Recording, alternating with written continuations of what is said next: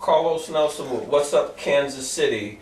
We're here at the Neighborhood Accountability Board, and we're here with, who do we have here? My name is Diane Kaiser.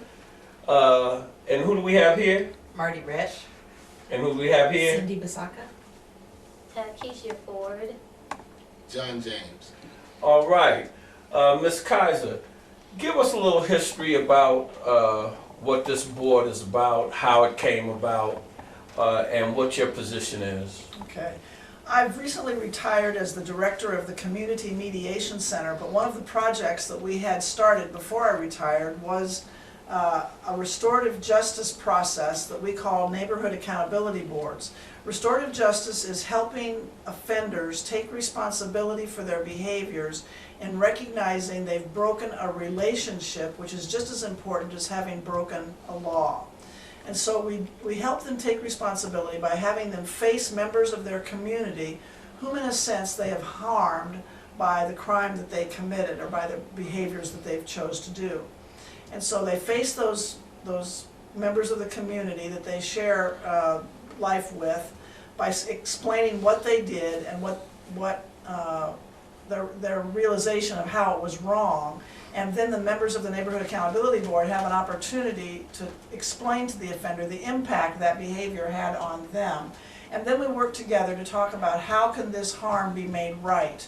What can be done? You can't go back and change the behavior, but what can you do differently as you move into the future to take responsibility and be able to put it aside, recognizing that you've paid back the community, you know the human consequences of your behavior, and you've decided that this isn't a path that you want to continue to follow.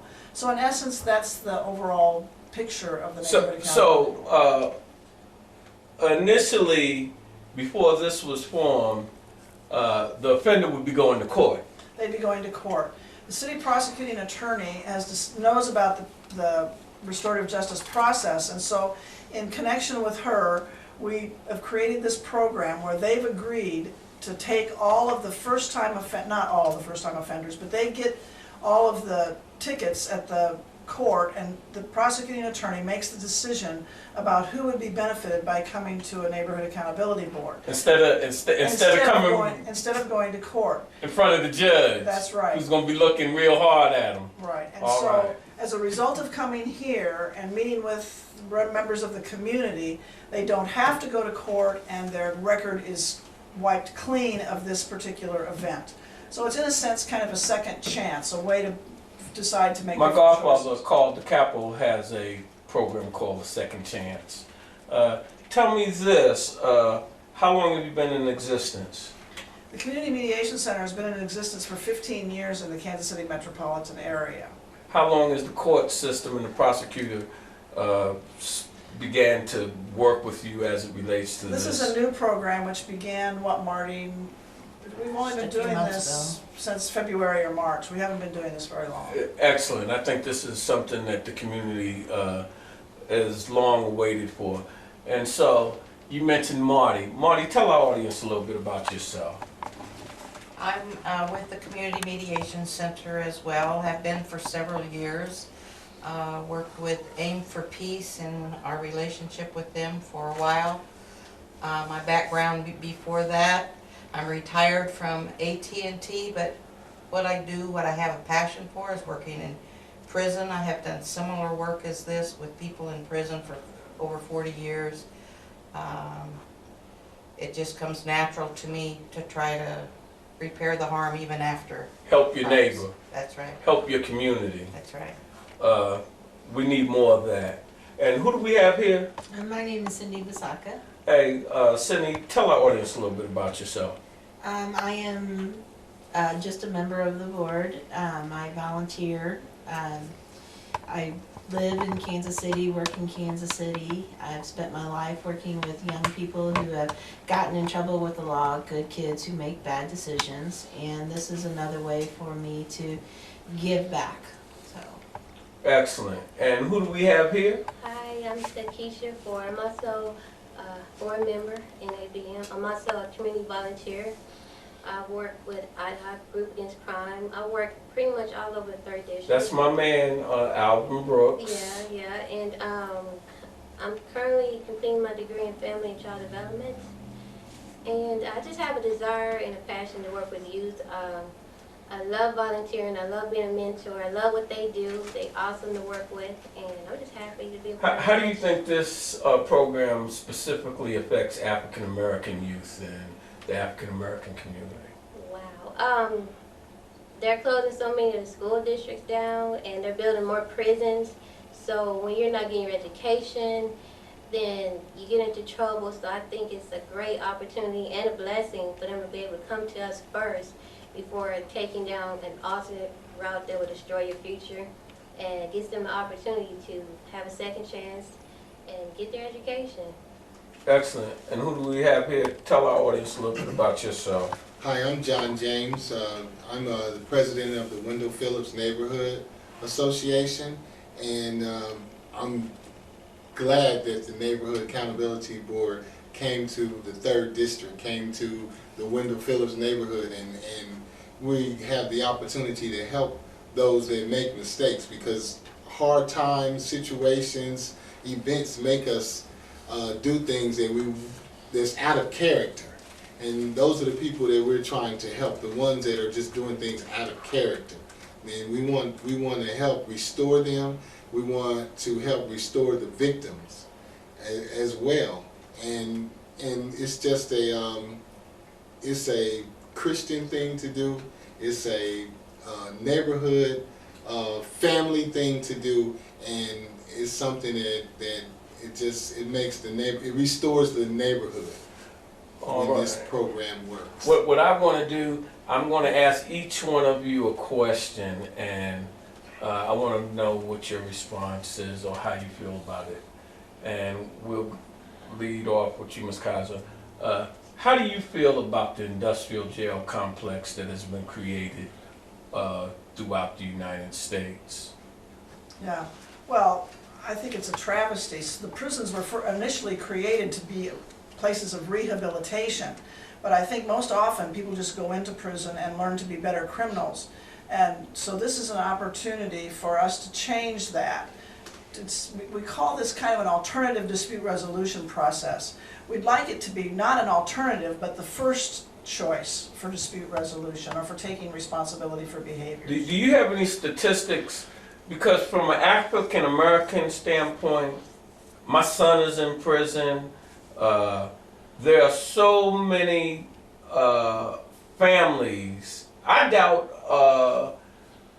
I would say as much as out of 10, if you interview 10 African Americans, 8 of those families have somebody that has dealt with the criminal justice Yeah, system. and I don't have any statistics at my fingertips, but certainly have those available. I could send them back to you, but yes, you're right. It's a high percentage of African Americans are in prison. We talked about the school to prison pipeline, and so when kids drop out of school, headed toward prison, it just seems to be just sort of a natural path that they take. And so the point about education is really important in keeping kids in school. I want to do a little caveat on that, and we're going to come back and visit you because I think this is a major subject that needs to be visited and talked about seriously, because I was talking to a parent before we came into this meeting, and as I was explaining to her, we have a systemic problem, and it all, we say it has to do with education, but it has to do with globalization and the breakdown of the family in the 70s.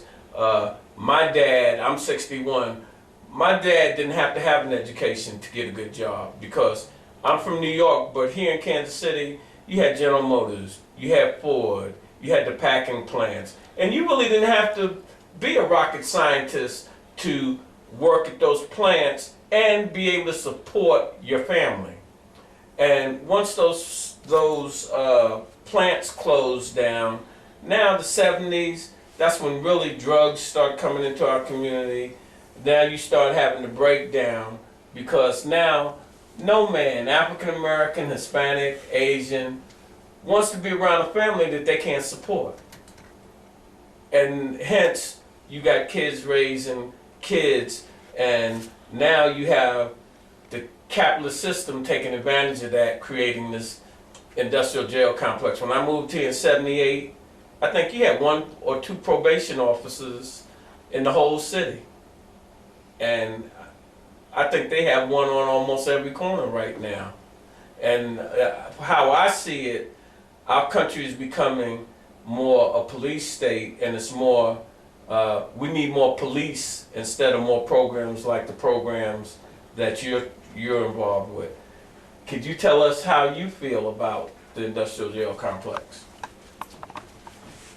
Well, the better part of my life in the last few years has been trying to do something with those who are in those prisons in Kansas and Missouri.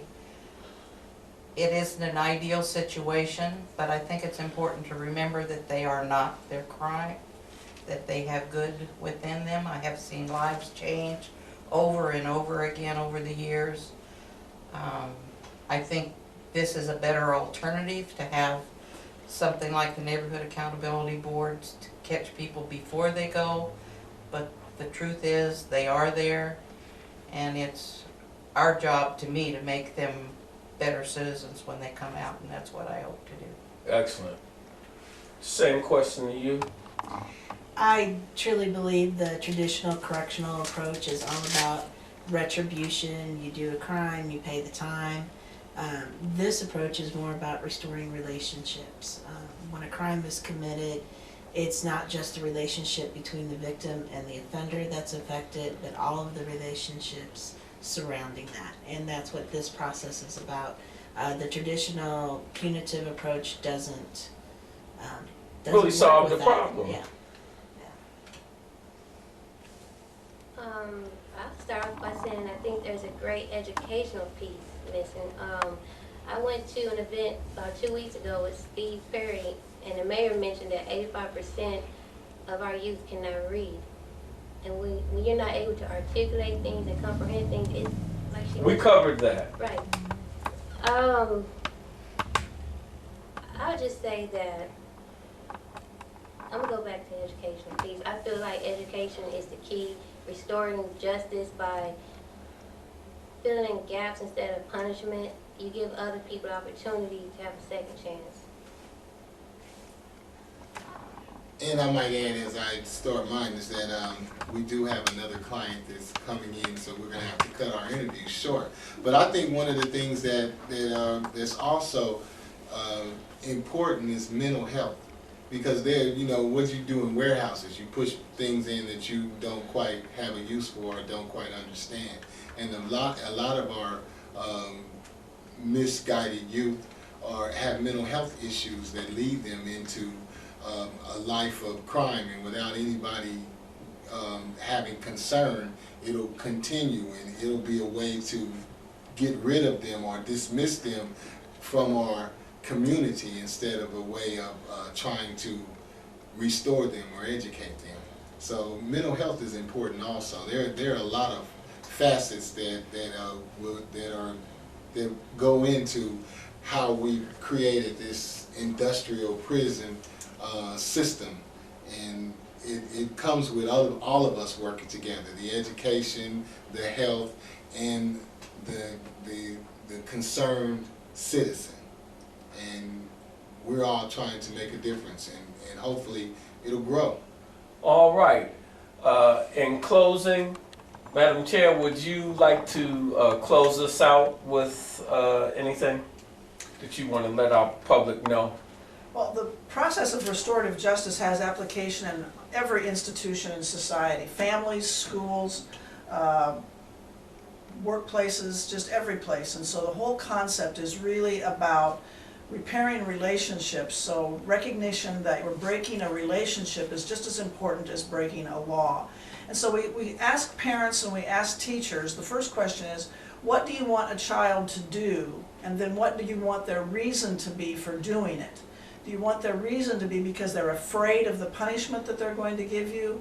No. That they're going to receive as a result of their behavior? No. You don't want your children to be afraid of you, because then you just set up a system of rebellion and conflict and resistance. And you can never win an argument with a child. I've heard it said, arguing with a child is like mud wrestling with a pig. You both get dirty and the pig loves it. And so I think it's important that we ask parents, what do you want the child to do? And then what do you want their reason to be for doing it? Do you want the reason to be because they're afraid of you, or because they know that you care about them, and living in cooperative, peaceful relationships is going to be much more fulfilling and nurturing to the whole family and to the person. So Do we have a website? Yes, communitymediationkc.org. And how might they contact you if they want to get involved with your program?